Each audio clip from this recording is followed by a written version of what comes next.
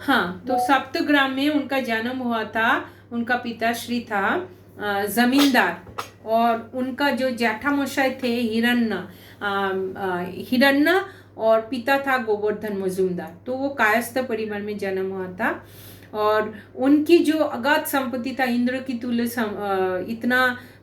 इतने धनी परिवार से थे, फिर भी उनको बचपन से ही क्या हुआ,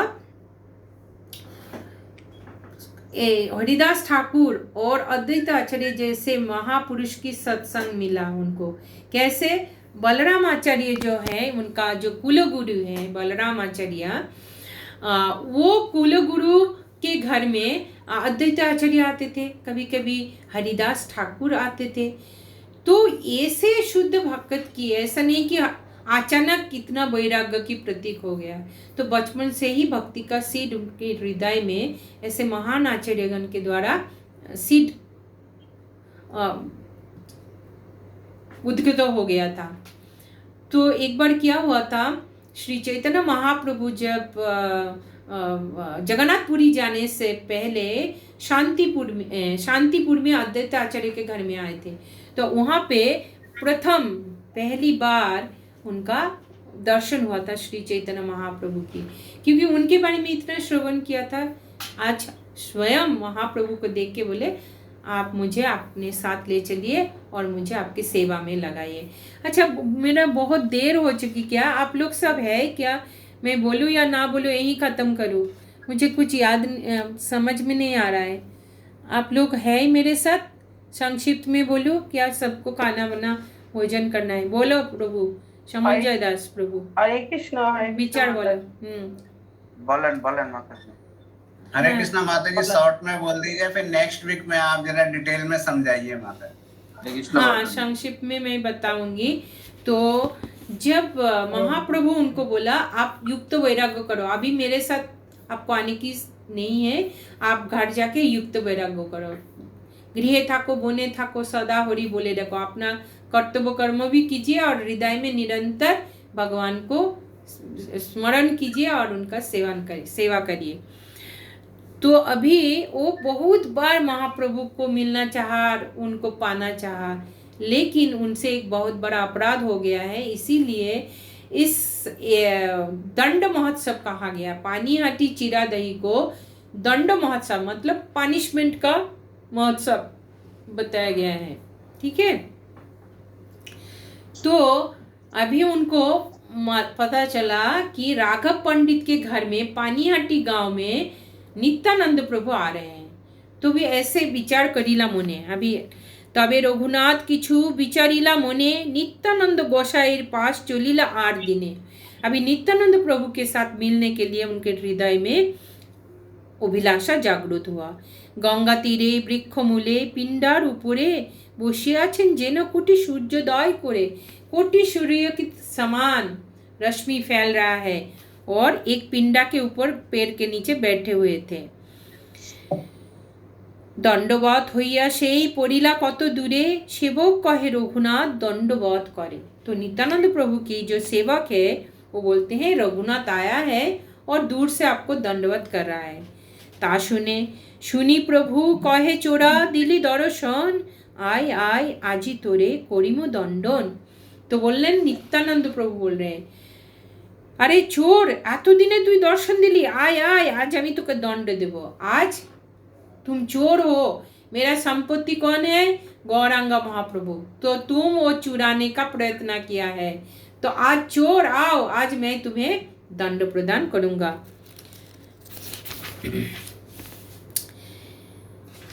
क्या दंड है? प्रभु बोलाए तोह निकटे ना करे गमन, आकर्षिया तार माथे प्रभु धरिला चरण। तो नित्यानंद प्रभु उनके सर पे उनका चरण को रखा है। नित्यानंद प्रभु স্বাভাবিকই অত্যন্ত দয়াময় এবং রঘুনাথ দাসের প্রতি সদয় হয়ে তিনি বললেন, তুই ঠিক একটা চোরের মতন, আমার কাছে না এসে দূরে দূরে পালিয়ে বেড়াস। আজ আমি তোর নাগাল পেয়েছি, তাই আমি তোকে দণ্ড দেব। आज তোকে আমার নিজজনদের দধি চিরা খাওয়াতে হবে। तो दंड क्या है, पनिशमेंट क्या है? मेरे जितने भक्त है, मेरे निजजन है, ब्राह्मण वैष्णव सभी को आपको दधी चीरा खिलाना पड़ेगा। সেইখানে নিজ লোক পাঠাইলা ग्रामे भक्ष द्रव्य लोग सब ग्राम होते आने। चारी ओर उनका सेवक को भेज दिया खरीदारी करने के लिए। চিরা দধি দুগ্ধ সন্দেশ আর চিনি কলা सब द्रव्य আনাইয়া চৌদিকে ধরিলা। तो अभी चीरा दधी संदेश सब लेकर आए और बड़े बड़े मिट्टी का 2 पात्र लेकर आया और एक में क्या क्या बोलते हैं, एक ठाई तप्त दुग्धे चिरा भिजाइया अर्धेक छानिलो दधी चीनी कला दिया। तो आधा खीर जैसा दूध में और आधा दही में मिश्रण बनाया। तो वो समय क्या यहाँ पे दधी चीरा और संदेश, आजकल हम मैंगो देते हैं, तरह तरह की फ्रूट भी देते हैं, लेकिन उस समय दधी चीरा संदेश कैम्फर और घी के द्वारा 2 मिश्रण, एक में दधी चीरा एक में दूध चीरा, ऐसा बनाया। ধুতি পরি প্রভু যদি পিণ্ডাতে বসিলা 7 কুণ্ডি বিপ্র তার আগেতে ধরিলা। নিত্যানন্দ প্রভু তখন নতুন ধুতি পরে পিণ্ডার উপরে বসলেন এবং 7টি বড় বড় মাটির পাত্র ব্রাহ্মণ তার सामने रखलेन। इतने सारे लोग जब महोत्सव हो रहा है, श्रवण करके गांव गांव से वैष्णव अवैष्णव ब्राह्मण सब आने लगा, कतार कतार लोग इतना बढ़ गया और जगह नहीं मिल रहा है। कोई गंगा के जल में आधा गला तक पानी में, कोई इतना तक पानी में, केवल मुंडी दिख रहा है, इतने लोग आ गए। कौन कौन था? रामदास, सुंदरानंद दास, गदाधर, मुरारी कमलकर, सदाशिव पुरंदर, धनंजय जगदीश, परमेश्वर दास, महेश गौरी दास, गौर कृष्ण दास, ये सब श्री नित्यानंद प्रभु की सब निज जन पार्षद वृंद उनके साथ था। तो इस बार नित्यानंद प्रभु ये जो चीरा की दही का मिश्रण भगवान को भोग लगाया नया धोती पहन के। उसके बाद हर एक जितने भक्तगण वहाँ उपस्थित था सभी को 2-2 कुंडी प्रदान किया गया है। एक एक जनारे 2-2 होलना दिलो, दधि चिरा दुग्ध चिरा 2তে ভিজাইলো। एक एक জনকে 2টি করে হেলনা দেওয়া হলো এবং তাতে দধি চিরা এবং দুগ্ধ চিরা পরিবেশন করা হলো। इसके बाद क्या बोल रहे हैं, राघव पंडित भी उपस्थित आ रहे थे और आके बोला इधर तुम पुलिन भोजन कर रहा है, मैं तो घर में इतना आपके लिए भोग बनाया है, ये सब क्या होगा।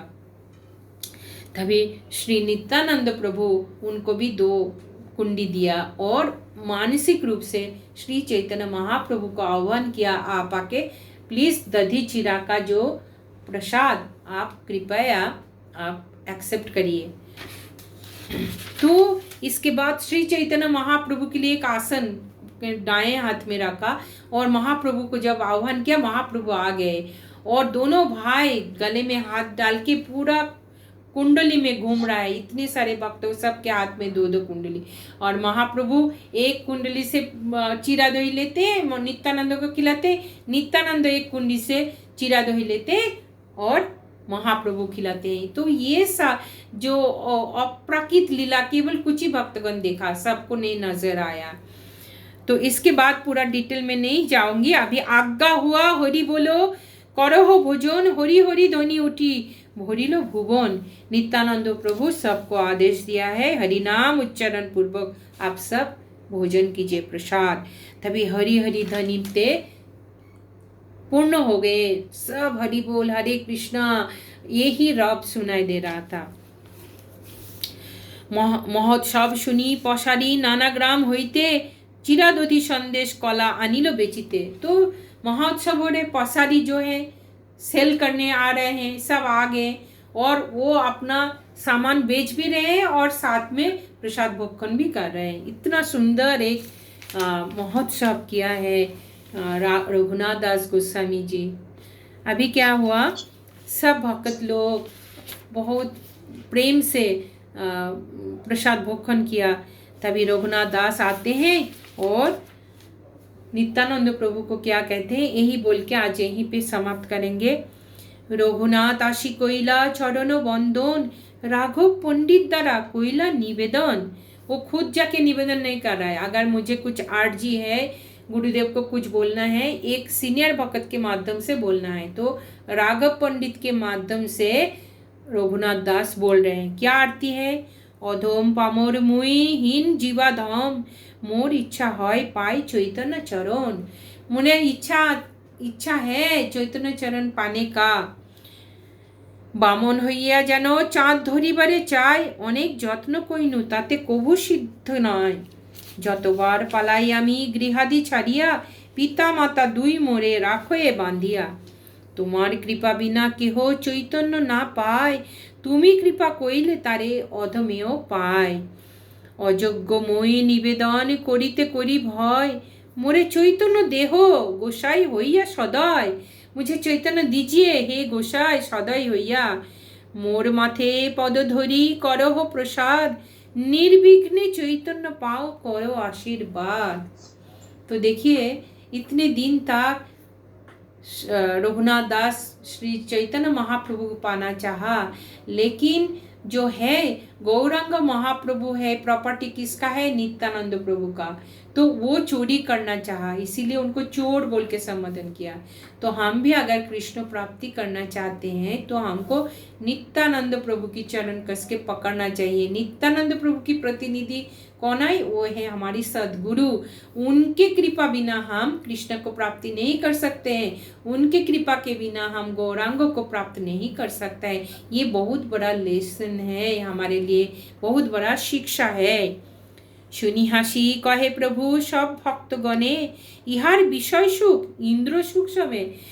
हंस के बता रहे हैं इसका जो इंद्रिय तृप्ति देखो, इंद्र के जैसा इनका इतना ऐश्वर्य है, फिर भी वो सब छोड़ना चाहते हैं।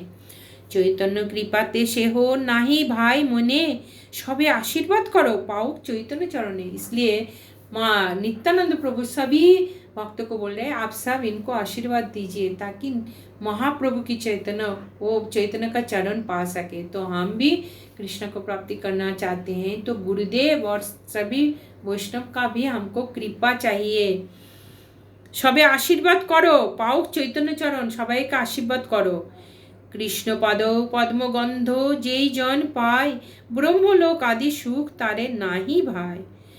নিত্যানন্দ প্রভু হাসলেন, বলছেন উপস্থিত ভক্তদেরকে এর বিষয় সুখ ইন্দ্রের মতো, কিন্তু চৈতন্য মহাপ্রভুর কৃপা প্রভাবে সেই সুখের প্রতি তার আসক্তি নাই। সেই ইন্দ্র सुख में इनका कोई आसक्ति नहीं है। आप सब इनको आशीर्वाद करें कि चैतन्य महाप्रभु की पाद पद्म में उनका शेल्टर मिले। श्री कृष्णेर श्री पाद पद्मेर सौरभ जे आघ्राण, তার ব্রহ্মলোকের সুখ তুচ্ছ বলে মনে হয়। সেই আঘ্রাণ যে পেয়েছে এই সম্পত্তিও তুচ্ছ মনে হয়। কৃপা করে তিনি বললেন যে মহাপ্রভু এসেছিলেন, তোমার চিরাদুগ্ধ ভোজন করেছেন এবং রাত্রে নৃত্য দেখে প্রসাদ গ্রহণ করেছেন। তোমাকে উদ্ধার করার জন্য শ্রী চৈতন্য মহাপ্রভু স্বয়ং এসেছিলেন এবং তার ফলে তোমার সমস্ত বাধা বিঘ্ন দূর হলো এবং তিনি তোমাকে স্বরূপ দামোদরের কাছে সমর্পণ করবেন এবং তার অন্তরঙ্গ বৃত্তরূপে তাঁর শ্রী পাদপদ্মে স্থান দেবেন। এখন তুমি নিশ্চিত হয়ে ঘরে ফিরে যাও, অচিরেই তুমি নির্বিঘ্নে चैतन्य चरण पावे। बोलिए श्री चैतन्य महाप्रभु की जय, श्री श्रीमद नित्यानंद प्रभु की जय। तो बोलिए देखिए कितना अच्छा लेसन मिला है हमको कि इतना बार महाप्रभु को पाना चाहा, लेकिन उनका स्वीकृति लेवल को बढ़ाने के लिए तो इसीलिए हम लोग वैष्णव भोजन देते हैं। इतने सारे वैष्णव की कृपा मिलते हैं तब जाके हम भक्ति में आगे बढ़ सकते हैं। So thank you so much. चरिदिधा চিরাদধি মহোৎসব মান্ডেতে তোমরা খুব ধুমধাম করে করো এবং নিত্যানন্দ প্রভুর কৃপা নাও। আর 11 তারিখে স্নানে যাত্রার মাহাত্ম্য আমি ফেসবুকে ক্লাস দেব, তোমরা শ্রবণ করে নিও। এখন অনেক বেশি টাইম নাই যেহেতু আমরা ছোট্ট একটা ভজন করে আজকের ক্লাসে এখানেই বিরতি দেব। আমি স্নান যাত্রার রেকর্ড আলাদা করে করব তোমাদের জন্য, সেটা সবাই ফেসবুকে শুনে নেবে। হরে কৃষ্ণ।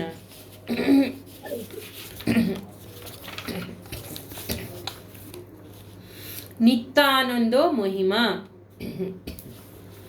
अकोरधा परमानंद नित्यानंद राय, अभिमान शून्य निताय नगरे मेराय, অধম পতিত জীবের দ্বারে দ্বারে গিয়া হরি নাম মহামন্ত্র দেন বিলাইয়া, যারে দেখে তারে কহে দন্তে তৃণ ধরি, আমারে কিনিয়া লহ ভজ গৌর হরি।